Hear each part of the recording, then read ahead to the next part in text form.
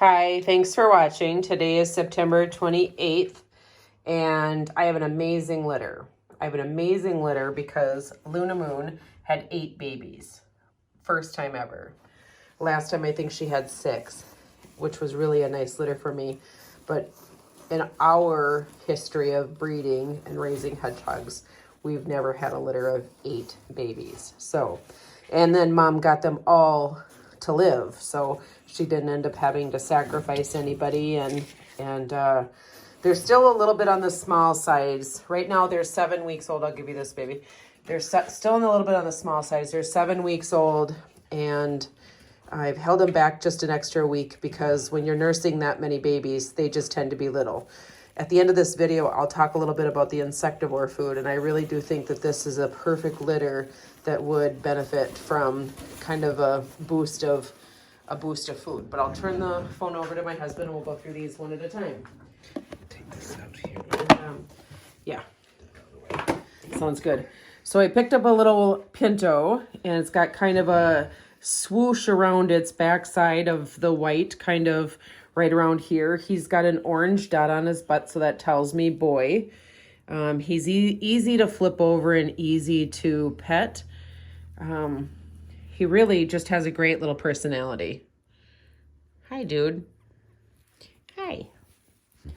You know, just to be able to hold a hedgehog on their back, I encourage people really all of the time when they pick up, I go through a little handling exhibit with each family, and I tell you to kind of every day turn him over and put him on his backside a little bit so that they get used to it, because if we don't do it when they're babies, then they surely won't let us do it when they're adults. But even when he's in this position, I go into pet, and you know what, if he reacts to that, and he is, because he's saying, I'm a little bit nervous that you're coming at my forehead, I want to continue just to do it because I want to show him that it's safe and that's okay. Even though you get nervous, you'll settle yourself down. So he did just great with it, and we'll let you go play.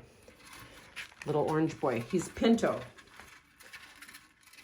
Now, most of these are traditional. I think he's the only one that really got obvious Pinto spots. This one is just really traditional, kind of a light brown coloring. I put, is that red or is that magenta? That's red, I think. Yeah, if it's a boy, it's red. Yeah, it's red. Okay, that's the red dot. The red and the magenta look so much alike to me. Anyways, okay, so we'll go, maybe it's just our lighting in here. We'll let him kind of open up. This is a good time of day. Right now it's about 6 o'clock, and they've been sleeping on and off throughout the day. So they're active and they want to get up and play and have dinner and run on wheels. Good time of day for this video. Sometimes we're struggling trying to do it at 10 or 11 o'clock in the morning when they're ready to go to sleep. It just doesn't make sense for them, but hi. Hi there. I pet your tummy too. A little nervous with it, but I'm okay. Yep. There you go. All right. Traditional. Well, right on to my next one. I don't know who I'm picking up. I've got a little powder blue dot. And now this one is really traditional, and I'm going to I see one little Pinto spot on the one side of it. That's his thumb grip.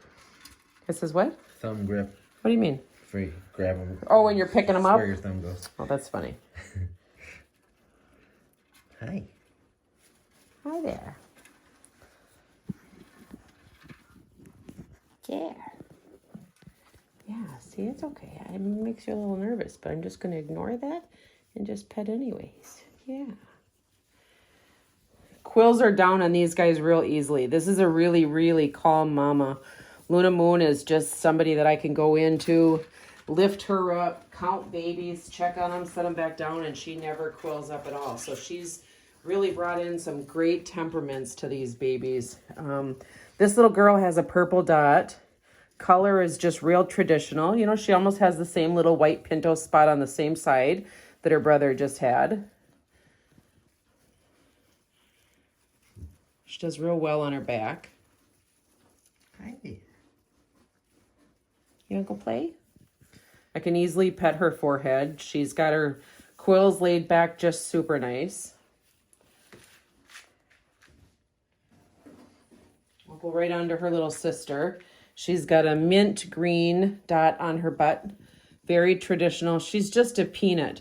She just doesn't have much fluff to her at all. She definitely could use some extra fattening, and so that's where that insectivore food filled with fattening bugs will come in really good for these guys.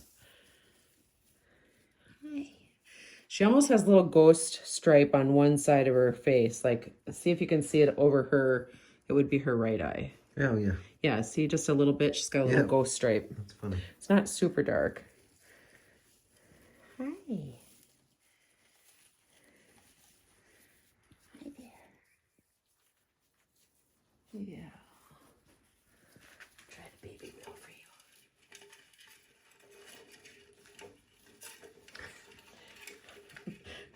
I'm a little clumsy at this.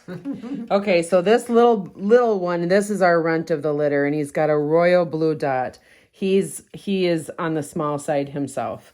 And not surprising with feeding 8 babies. He's gentle as can be, but he is a little on the small side, so we want to kind of start fattening him up a little bit more. He's a busybody. Oh, no. Well, he's literally like just trying to rub up against me. People ask me all the time if I like girls or boys. I generally don't try to sway people one way or the other, but I do think that boys sometimes can be a little more affectionate, a little bit more sweeter, but that's on a case-by-case basis, so that's really not fair for me to... That's funny, because then all the boys will be adopted, and I'll have, like, 20 girls available. Right. Don't listen to me all the time. If you like a girl or your kiddo wants a girl, then do a girl. Hi. Girls will all warm up. They do. Boys are just slightly quicker at it. Yeah.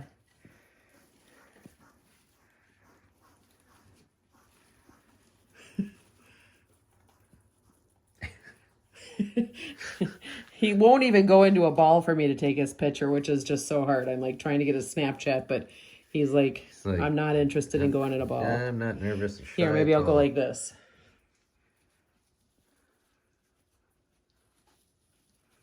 Yeah, something like that. You take your picture? Not really.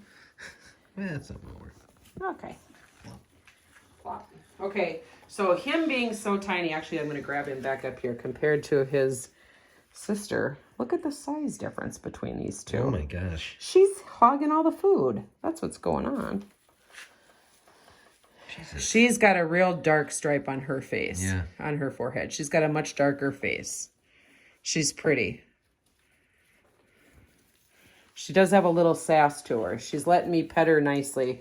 When I go to pick her up, she shows a little signs of fear, but then as soon as I pick her up, she does just fine. Hi.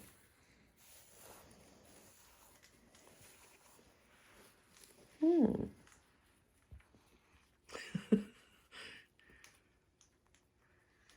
this group is not us sitting still for a picture. Right. Okay, so this one, baby pink dot.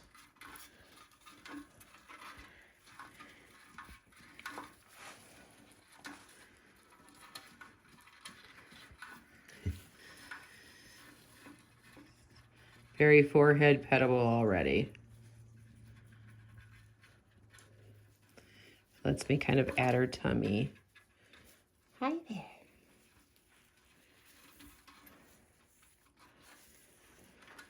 Okay, so that is all of the babies. So now let me talk insectivore food. I'm gonna go forward here on this food and say that Ben started creating a blend of food, and it's got Missouri insect food, and it's got soldier flies and mealworms. Why don't you grab me one of those containers? We have it both in a small and in a large. And so how I'm going to look at this is that it's more like a formula. So if we just put the hedgehogs straight on cat food, then they're not going to get this high nutritious mix. So I think that this would be really good for such a small litter that's been struggling. You know, mama feeding 8 babies has just been hard for her. So this would give them some real good fattening nutrition for the first couple weeks. A container this size might last the hedgehog a week or 2, but the large container would definitely last longer. So then with something, yeah, it is triple the size. So what we want to do with that food is we want to feed that food first and only, and then when that food is completely gone, then we want to switch over to the Blue Wilderness Chicken for Kitten. And at that point, now they've had a really good selection of bugs, and now we can start supplementing like 8 to 10 mealworms a day thrown in the habitat, not in the food dish, of mealworms. So if you decide to buy the insectivore food and the mealworms, I'll just say that you're going to start with the insectivore food, set your little container of mealworms aside. Once you're done with the insectivore food and you're purely on crunchy cat food, that's when we need to start doing the mealworms. So if you have any questions on that, ask me. I will definitely help you. And as we get closer to wintertime as well, a lot of times people ask me about these little snuggle sack bags that we have. We did get them in the pink and the blue, so everything is in stock. All of our wheel colors are in stock, which is nice. So we've got a really good selection. Our black habitat came back in stock, so we've got black, blue, and green to choose from. But the snuggle sacks are nice. You know, it provides a really nice warm bed for hedgehogs to sleep in. We do like to give the options. You know, we used to always do the igloos, but they're so translucent that we've kind of switched over to the tree houses because we think that they're much darker inside, and the hedgehogs are really preferring the darker. But you go through a habitat selection form and you put together what you're looking for in your habitat kit and any of the colors that you want and the items that you want.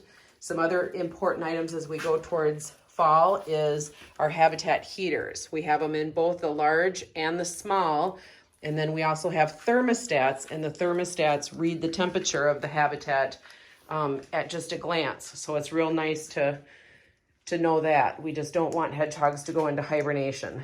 And right now these guys just don't have a lot of fat on them, so any extra precaution that we can do or warmth that we can give them is good. Anyways, thanks for watching. Bye.